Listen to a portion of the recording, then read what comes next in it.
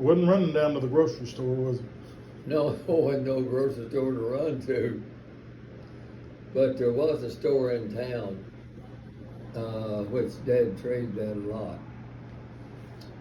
He had a big truck loaded with feed and with stuff he knew that the farmers would be needing.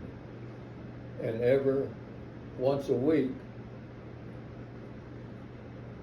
he would take the route that went past our house. And I don't know, one day he had stopped. I don't know if Mother bought something or not, but anyway, he asked me, did I want to go with him? And I think he gave me 10 cents to ride with him.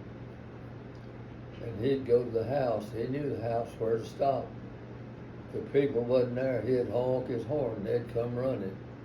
And he always carried some feed for animals in it, plus anything you'd need in the kitchen.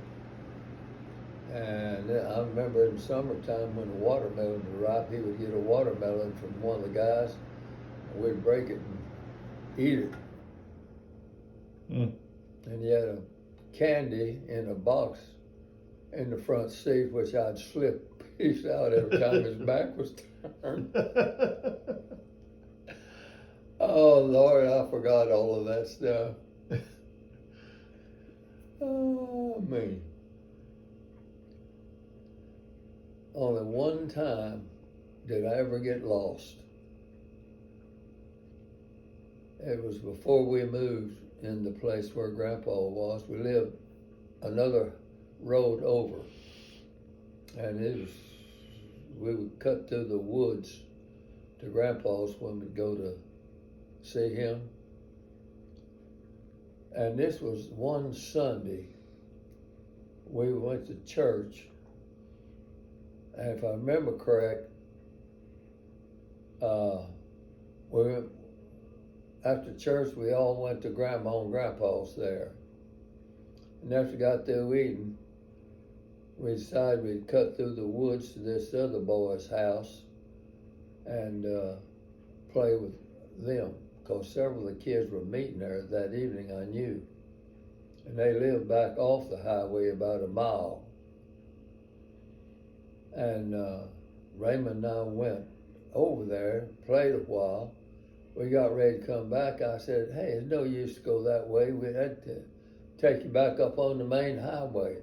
I said, let's just cut through the woods and we can just walk in no time. We took off through the woods and we got lost. And we finally found a trail, a cow trail. And we followed that up to a man's house. And we told him where we was going. He said, just go up here to where the curves to go back to the main highway, but you go left, and it'll take you right to it. And sure enough, it did. But we found that trail that I guess the cows had made or something, and we got out easy. That's the only time I know I've ever got lost. We used to go to the creek swimming, ice cold. We'd hear a car, of course, we didn't have any bathing suits then. And we'd be hear a car coming, we'd duck under the bridge. Oh, Lord, I remember.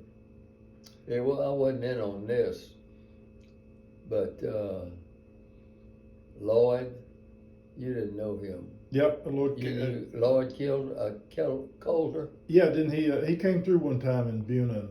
Oh. And he was your cousin, right? Yeah. Yeah. Him and one of his brothers. There was a creek down there that went under the road. There's always snakes in there. And they were out there one day and they killed a snake.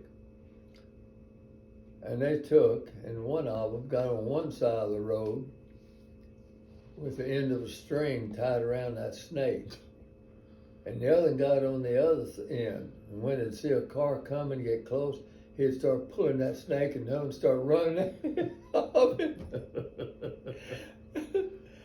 I said one man done that and said he threw his brakes on, thought he was killing a snake, and he saw what was happening. He stayed there, I think, for half an hour watching him have that fun. Yeah, I remember Lloyd got lost in them woods down in there. He had a broken arm at the time. And I mean, there was talk about people out searching. I mean, everybody was out looking for him. And I remember another time when one of them neighbors, I don't know his name, but he had cut through the woods over to the other highway to visit. And when he wasn't back by dark, everybody thought he was lost. And you could hear the horns on the car. The ones had very few cars. But you would hear them horn blanking all the way. They wanting him to hear it and know which way to go. They come out of it, but that's how they got him out. Found him. Hmm.